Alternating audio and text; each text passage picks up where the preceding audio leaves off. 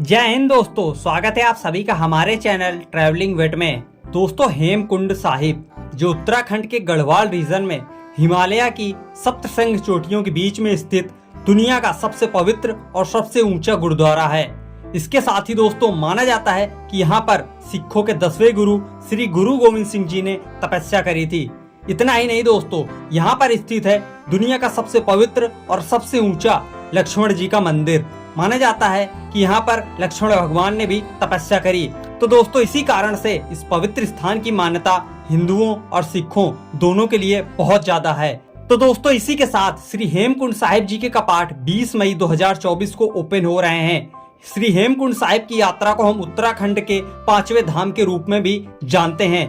तो दोस्तों, हजारों लाखों भक्त यहाँ दर्शन करने के लिए आते हैं। तो अगर आप भी इस साल प्लान बना रहे हैं तो आपके लिए ये वीडियो बहुत ही ज्यादा हेल्पफुल होने वाली है, क्योंकि दोस्तों मैं इसी वीडियो में आपको बताने वाला हूँ वैली ऑफ फ्लावर की यात्रा के बारे में।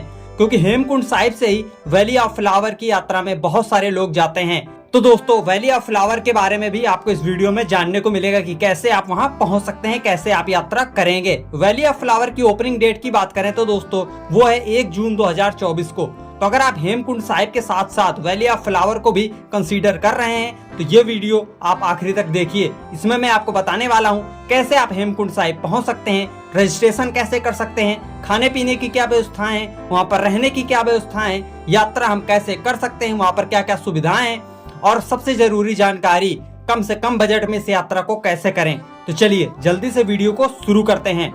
तो दोस्तों, श्री हेमकुंड साहिब पहुंचने के लिए आपको सबसे पहले ट्रेन द्वारा आना होगा हरिद्वार या ऋषिकेश रेलवे स्टेशन। दोस्तों, अगर आपका बजट अच्छा है, अगर आप फ्लाइट से आना चाहते हैं तो नजदीकी एयरपोर्ट है देहरादून का जॉली ग्रांट एयरपोर्ट। आप वहां तक आ जाइए, फिर वहां से आप बस या टैक्सी द्वारा आप हरिद्वार या ऋषिकेश पहुंच जाइए। बेस कैंप आपका पहला जो रहेगा वो हरिद्वार या ऋषिकेश ही रहेगा। तो आप कोशिश करें कि सुबह आप 5 से 6 बजे तक आप हरिद्वार या ऋषिकेश आ जाएं, क्योंकि आपको हेमकुंड साहिब के लिए बसेस जो चलती हैं वो सुबह 9 बजे तक ही चलती हैं या उससे पहले ही चली जाती हैं। तो कोशिश करें कि आप सुबह जल्दी ही आ जाएं।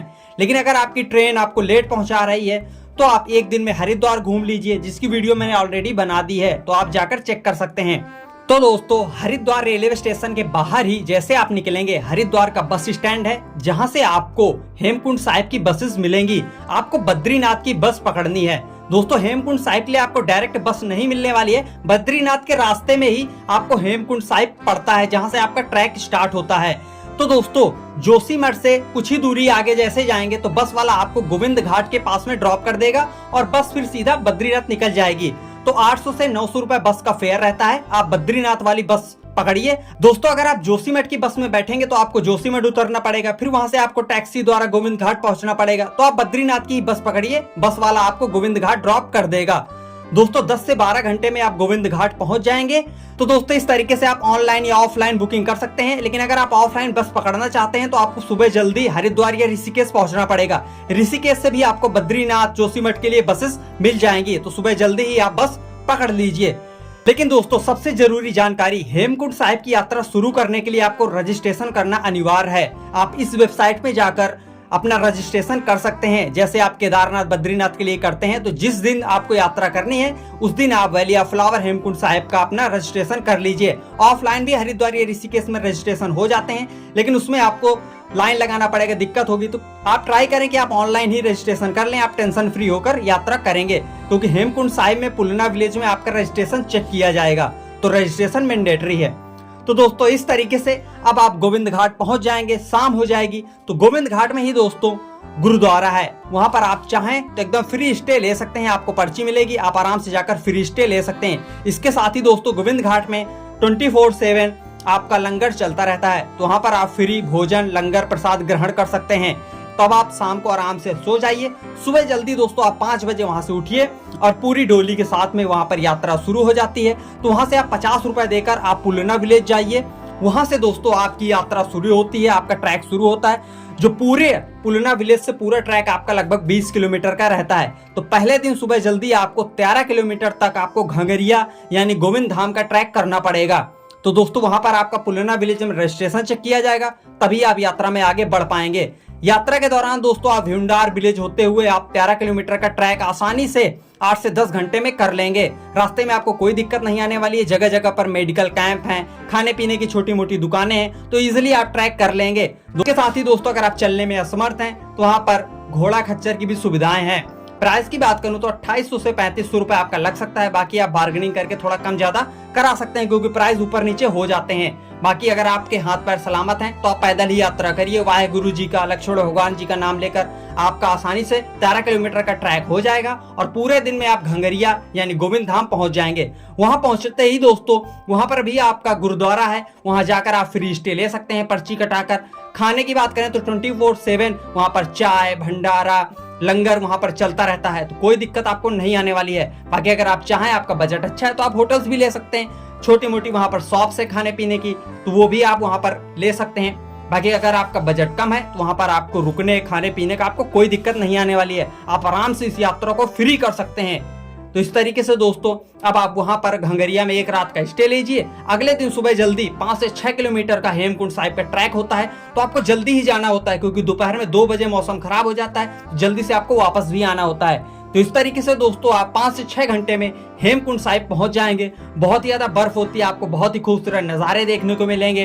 तो इस तरीके से दोस्तों आप वाहेगुरु जी का नाम लेते हुए आप हेमकुंड साहिब पहुंच जाएंगे।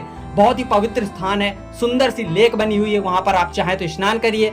आप फिर जाकर दोस्तों आप लक्ष्मण भगवान जी के, महादेव के, गुरु गोविंद सिंह जी के दर्शन करिए और अपने जीवन को धन्य बनाइए। ये यात्रा आपकी दोस्तों लाइफ टाइम आप इस यात्रा को याद रखेंगे। बहुत ही पवित्र स्थान है, ऐसा लगेगा कि आप बिल्कुल स्वर्ग में ही आ गए हैं।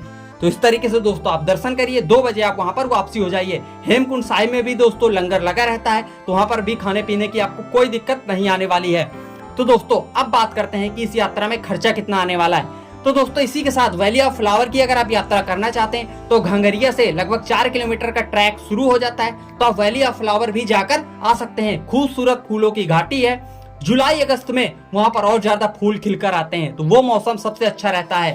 तो दोस्तों इस तरीके से अगर बेस्ट टाइम टू विजिट की बात करूं तो दोस्तों आप मिड सितंबर से लेकर अक्टूबर तक जा सकते हैं। वहां पर कम क्राउड होता है, लेकिन इस टाइम अगर आप मई जून में जाएंगे तो थोड़ा सा क्राउड ज्यादा देखने को मिलेगा। तो best time to visit mid सितंबर से लेकर अक्टूबर। बाकी जब आपको टाइम हो आप तभी यात्रा बना सकते हैं। अब बात करते हैं कुल कितना खर्चा लगने वाला है। तो दोस्तों इस यात्रा की बात करूं तो मेन आपका ट्रांसपोर्टेशन का खर्चा आने वाला है। बाकी अगर आप बजट में रहेंगे तो वहां पर रहना खाना बिल्कुल फ्री है, वहां पर प्रसाद आपको मिलेगा। तो इस तरीके से दोस्तों अगर आप हेमकुंड साहिब की और वैली ऑफ फ्लावर की बजट में यात्रा करना चाहते हैं तो आप 5,500 से 6,500 में ये यात्रा आसानी से कर लेंगे।